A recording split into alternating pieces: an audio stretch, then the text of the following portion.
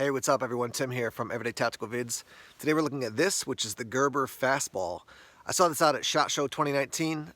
Cool looking knife. Andrew from Gerber was showing me the knife and talking about some of the features. There was one thing I was a little concerned about with this knife when I saw it at SHOT Show, but they have since made some changes to deal with that issue, and we'll talk about that in a minute. S30V for your steel, aluminum handle. It's on ball bearings. Really nice as far as opening it. Andrew was telling me that they worked really hard to get it to the point where it's like, you know, you're pushing, and then boom, it just like activates. It's not like it kind of slowly opens. It really kind of pops open. So yeah, I just got this. You're probably going to see a bunch of reviews on this because I've seen it pop up on other social media outlets. And so I wanted to start by showing you it in use, talking about it a little bit, and then I'm going to use it for a bit, and then I'll report in. So this isn't going to be like a 6-month testing period.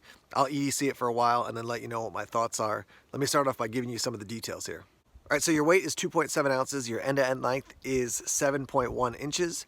You have a 3-inch blade and so a 4.1-inch handle. Again, Warncliffe style blade, S30V for your steel, and an aluminum handle. You can see here I've got the flat sage version. This is kind of a greenish color. Obviously that's sage. They also have a black one and then an urban gray as well. I have not seen the urban gray available yet at the time of this video, which is March 8th, 2019.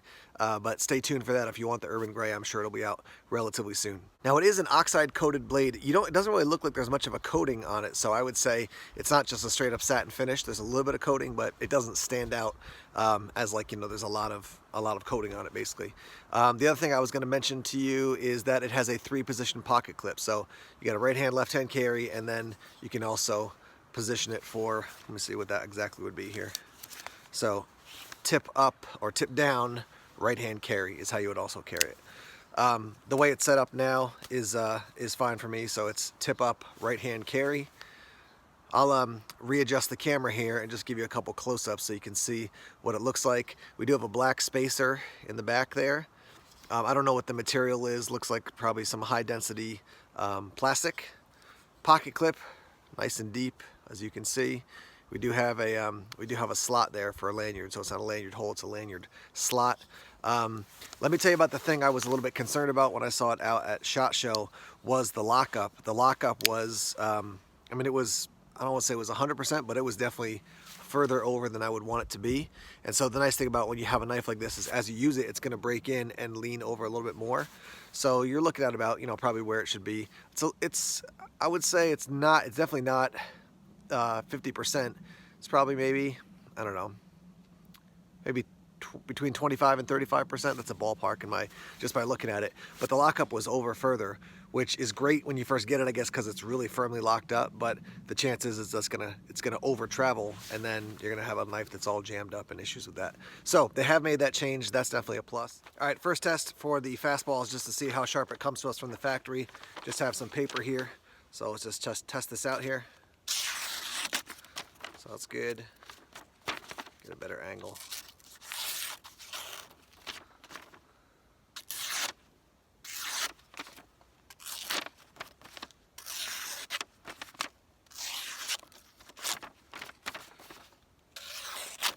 Honestly, I'm not great at cutting paper, so it is slicing nicely. It's not hanging up. It's hanging up when I have an issue keeping the paper stable, but we'll keep working on it here a little bit.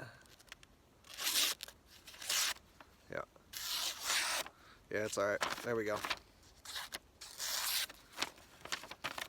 Making a little bit of mess out in the woods here, but that's all right. So a couple more slices. So yeah, comes to us nice and sharp. All right, next test is going to be some clothesline here.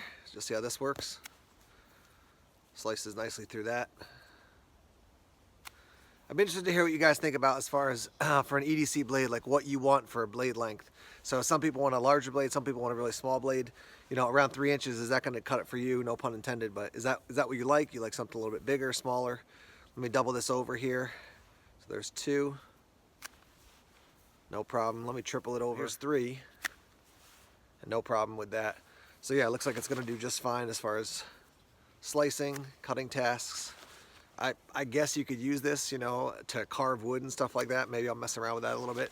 But generally, I look at this knife and I don't think a woods knife. I think my everyday carry knife for just day-to-day day-to-day tasks that are going on. Got some cardboard here.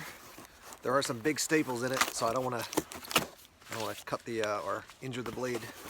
Let me just slice this a little bit. As you can see, no problem.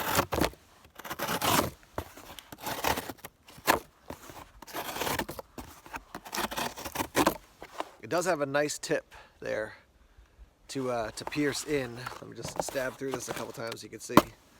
Yeah, I mean, it's a knife, so it should stab, but it's definitely easy to do. It is a fine tip, so I'm not doing any prying or any real aggressive work with that. Yeah, so does all those basic EDC tasks well. Just got a little piece of wood here, just carve a little bit. I will tell you that the handle does feel quite comfortable. It's not, I wouldn't say it's really rounded out, but what it feels like in hand, it feels good. No issues for me as I'm using it. Yeah, certainly comes nice and sharp. But let me show you quick. A little bit of feathering with the fastball. It's definitely it's doing the job. So as is often the case when I'm doing a knife review, I'm just cutting, more and more rope and paper and stuff like that. On camera is not that exciting, but let me just roll in some footage here. I did continue to cut more of the cardboard and also the clothesline off camera, and it continues to do a good job at that. All right, guys, I'm back. We're going to wrap up talking here about the Gerber Fastball. I actually shot the video outside, but it was just too noisy. There was like airplanes flying over and stuff. So I'm in the quietness of our car, and let me give you some thoughts on this knife. I've had a chance to EDC it for a bit. Let me talk about my overall experience, some thoughts from people who've shared via the Everyday Tactical Vids community, and then I'm going to list some positives and some negatives. So my overall experience is that it does a good job. I mean, it cuts nicely. I like the look and the feel of it. It's about the right size for an EDC knife for me. This fits into not a small, but maybe like a medium category for me. I'll carry a much larger everyday carry knife, and then, some that are really small, but this one is that like a medium category for me, and I would wear this with, dress pants, jeans, khakis, whatever it is. It runs the full gamut as far as how I would use this knife and what I would when I would carry it. Again, as I said in the beginning of the video, I wouldn't use this as a woods knife. This is, cutting boxes, cutting rope. If I had it in the woods, it works, but I would choose something else over this one. I do like the sage green. You can see it a little better in this video than probably in the last one. I will tell you also that I think Blade HQ already has the gray available, so heads up on that. It's just not available over on the Gerber website, but you can get the gray over at Blade HQ. So a couple observations. Somebody said, I think it was on Instagram, that the fact that this operates off a ball bearing pivot is like nice, but it's not like it's brand new technology that's been out for a while. I agree with that. Better that than having some pivot system that's terrible, but it definitely isn't cutting edge. It's not like the latest and greatest thing, so that's something to keep in mind. Second thing I'll tell you is that somebody mentioned it looks like the Kershaw Leak. I do think it has a similar look to the Kershaw Leak, but I do think this one is a little bit more stout than the Leak, particularly the tip, which we're going to talk about the tip in a second here. So yeah, those are kind of some overall quick thoughts and observations. It's worked well. The steel's good. I like the handle. It feels good in hand. It doesn't give me any hot spots. So yeah, there's a quick overview. Upsides, I like the steel. S30V for a steel. I like the fact that it's USA made. I like the fact that for S30V and $100, that seems to be reasonable for me. I like the fact that Gerber has continued to make the push from, making a ton of stuff overseas and very little in the USA, it seems like in years past, and they're getting more and more things made in the USA. So that's definitely a win. I do like this color. I do think the other colors are nice as well. I think I would choose this one, then probably the gray, and then the black last. So that's on the positive side. The other thing is it's in the middle, no pun intended here, but as far as the lockup that I mentioned before, I saw an issue. Looks like the issue has been resolved, but I'd ask other people. I'd dig around and say, hey, have you had any lockup issues with your Gerber Fastball, just to double check to make sure that that issue has truly been resolved. Lockup on mine is good. It's where I would want it to be, but that's something you got to dig into, do a little bit more research, and see what your experience is. Now, on the downside, what I'm going to say to you is that, I don't know if you can see it on the camera here, but the tip is not, you can see a little bit more this way, I think. The tip is not evenly ground.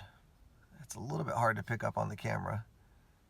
But this side comes up and goes, it's a shallower, longer angle, and then this side is a shorter, steeper angle.